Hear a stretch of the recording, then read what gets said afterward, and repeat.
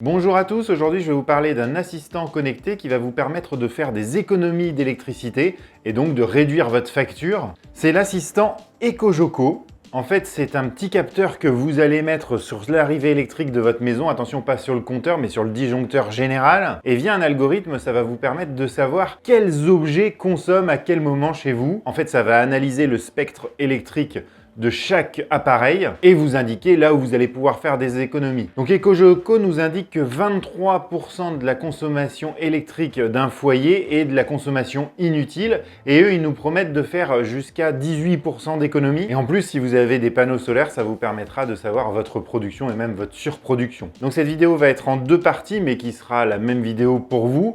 Dans un premier temps, on va l'installer ensemble pour que vous voyez un peu comment ça fonctionne et la facilité d'installation puisque EcoJoco nous dit qu'il n'y a pas besoin de connaissances et qu'il n'y a pas besoin d'un électricien pour l'installer, c'est ce qu'on va voir. Et puis comme il faut que le système apprenne de lui-même et comprenne votre consommation pour pouvoir vraiment vous donner un état des lieux clair et vous donner des conseils pour réduire votre consommation. Alors au début, c'est au bout de 7 jours et puis après au bout de 21 jours, vous aurez vraiment une cartographie complète de votre consommation électrique. Donc je vais le laisser tourner pendant 21 jours et je reprendrai cette vidéo pour vous faire la fin de la vidéo en vous faisant un retour d'expérience. Mais revenons à notre EcoJoco. Donc à l'intérieur de la boîte, on avait l'appareil central qui va vous permettre de suivre votre consommation, où là vous allez avoir un écran LCD où vous allez pouvoir voir des informations. Et puis vous allez voir votre consommation instantanée sur cette aiguille supérieure. Et l'inférieure, c'est en fait un indicateur pour vous dire si vous avez consommé plus ou moins que la semaine dernière ou que le mois dernier, je sais pas trop encore, on va regarder ça ensemble. Ce boîtier-là peut se connecter à votre box soit en RJ45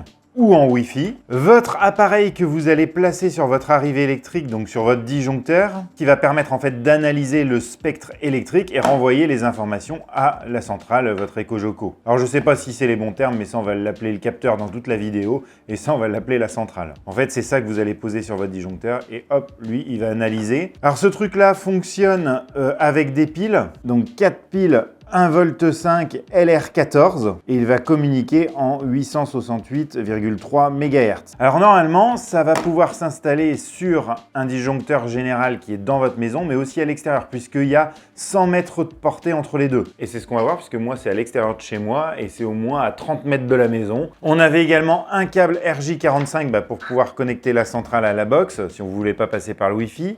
Le câble d'alimentation de la centrale et des vis et chevilles pour pouvoir accrocher ce boîtier-là au mur et un autre pour pouvoir accrocher celui-là au mur, même si il y a une petite barre là qui vous permet de le poser. Donc pour que tout cela fonctionne, il va falloir que vous installiez une application sur votre téléphone portable. Ça va être l'application EcoJoco, donc on va le faire tout de suite. C'est disponible sur Android et iOS.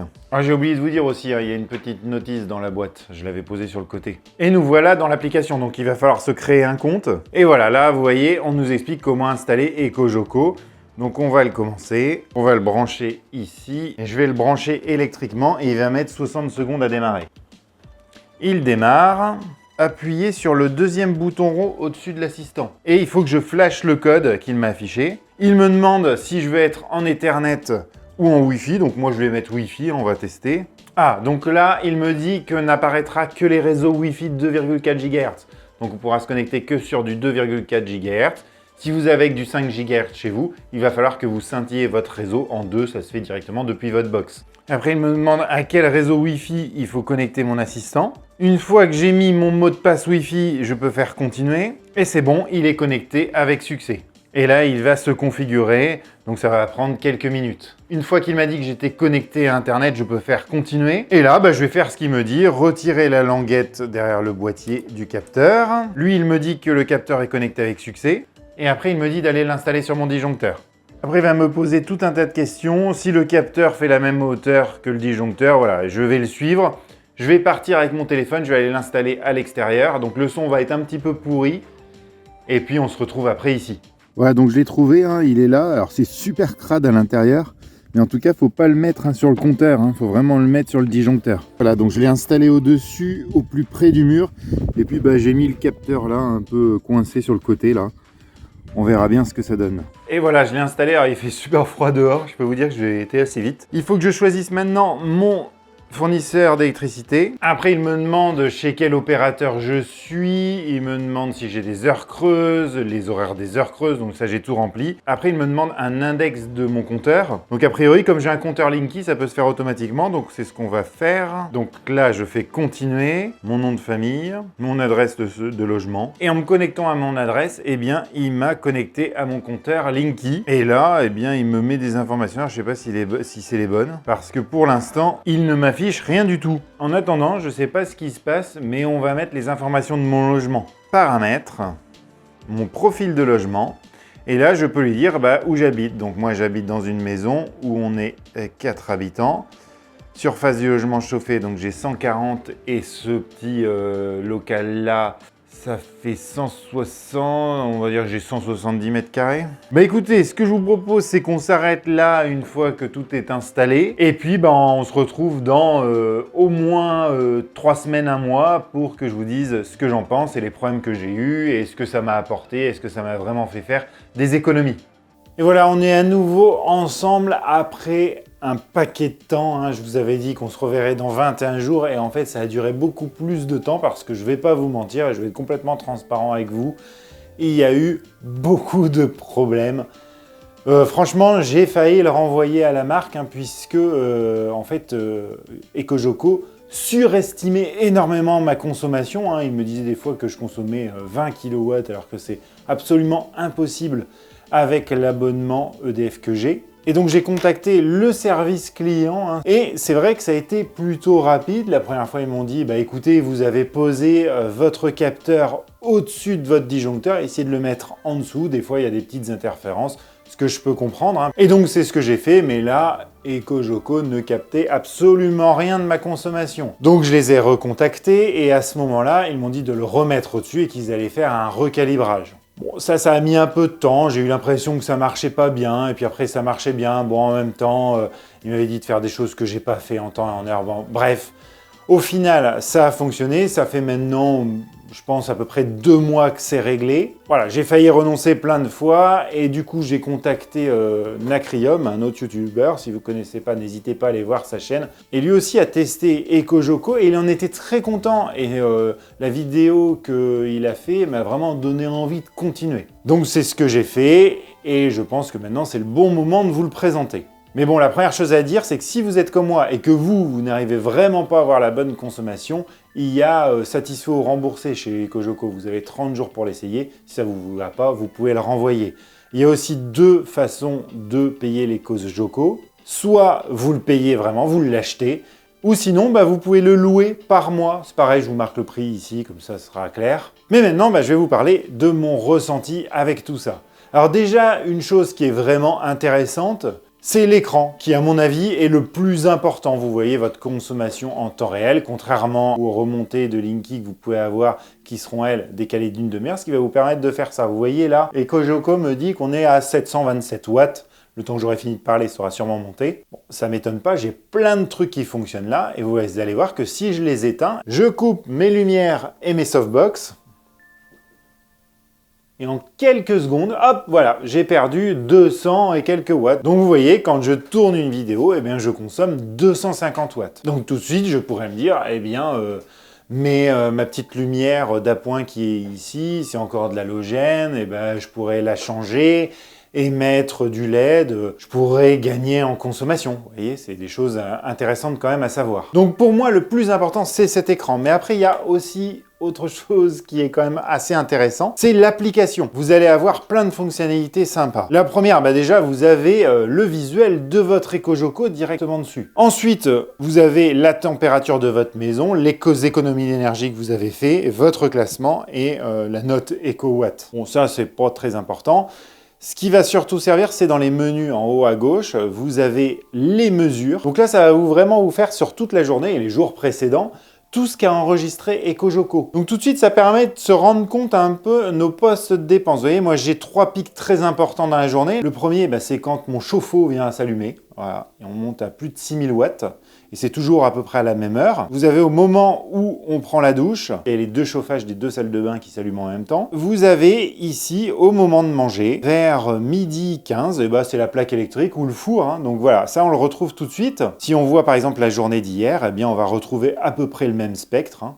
Avec le soir, bah, au moment où on regarde la télé, au moment où je travaille, bah, là on est à 1200 watts de consommation. Donc ça va vous permettre d'analyser vos habitudes de consommation et peut-être les régler. Par exemple, moi le chauffage, là je suis en train de me dire, est-ce que ça sert encore à l'époque où on est de l'allumer? Parce qu'on s'en rend pas forcément compte quand on rentre dans la salle de bain.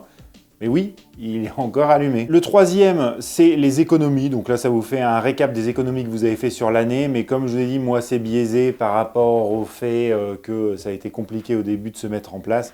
Donc les 196 €, je suis sûr d'avoir perdu depuis EcoJoco puisque je me suis mis à rechercher tout ce qui était en veille. Mais ce qui est, à mon avis, le plus important et ce qui est le point fort d'EcoJoco, alors je vous en parle en connaissance de cause. Hein, avant, j'étais responsable environnement dans l'entreprise où je travaille. Et j'avais fait venir une entreprise spécialisée là-dedans pour nous analyser notre consommation énergétique des bureaux et du local, enfin bon bref. Et ça m'avait coûté vraiment une blinde. Et bien là, vous avez à peu près la même chose qui m'avait ressorti, cette entreprise-là. Vous avez par poste de dépense combien vous consommez. Par exemple, vous voyez que moi, le chauffage me consomme 35%. Alors d'après ce que j'ai cru comprendre, comme moi j'ai une pompe à chaleur qui fait chauffage plus eau sanitaire, et bien du coup ça doit prendre ça en compte, quoi. Voilà, tout ça c'est dans le chauffage. Après vous avez tout ce qui est toujours allumé ou en veille. Donc là, vous voyez, moi j'ai 4,06 € que je pourrais éventuellement gagner par semaine.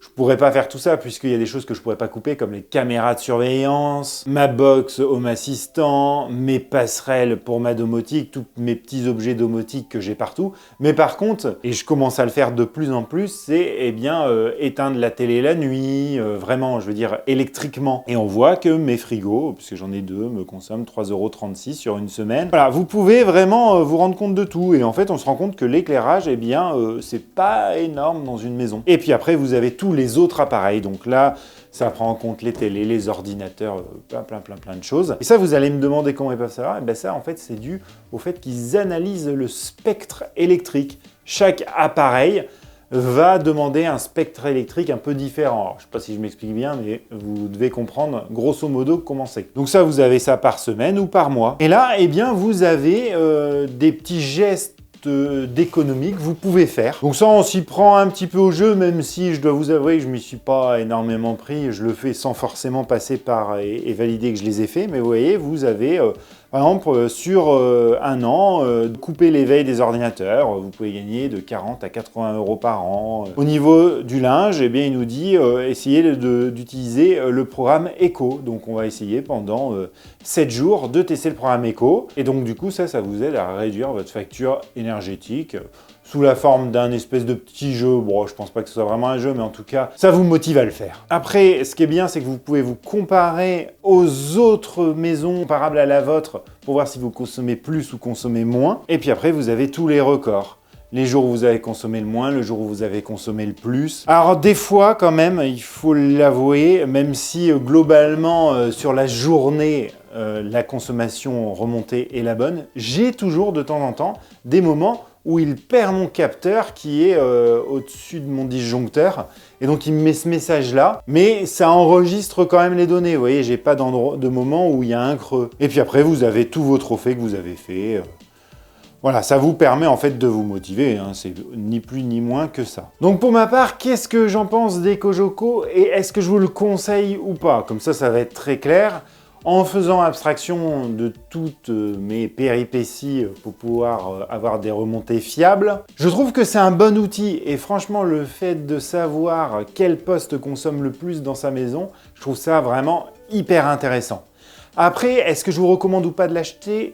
Je ne pense pas. Moi, je vous proposerais plutôt de prendre une location, puisque à quoi ça va nous servir exactement le EcoJoco? Ça va servir à connaître sa consommation, savoir ce qu'il consomme, et puis mettre en place les actions pour pouvoir réduire sa consommation. Une fois que vous l'avez fait, bon, c'est de l'entretien. Il vous suffira de voir sur votre relevé via Linky de voir si vous avez une dérive ou pas. Si vous avez une grosse dérive, bah, à ce moment-là, hop, vous repayez une location pour le ravoir. Mais je pense qu'une location de 6-8 mois, voire 1 an, si vous n'êtes pas rapide dans la mise en place des actions, eh bien ça peut vraiment servir et vous faire des économies. Après, de là à dire qu'au bout d'1 an, vous en aurez toujours autant besoin, je ne suis pas sûr. Voilà, ça c'est mon propre avis. N'hésitez pas à me dire en commentaire ce que vous en pensez. N'hésitez pas également à aller voir la vidéo de Nacrium qui a vraiment bien expliqué et lui comment il a mis ça en place et il nous a fait un exemple avec un jeu vidéo, combien ça lui consommait d'énergie de jouer à un jeu vidéo. C'est vachement bien fait. En tout cas, je vous remercie d'avoir regardé la vidéo jusqu'au bout et je vous dis à bientôt sur Vintech. Allez, ciao!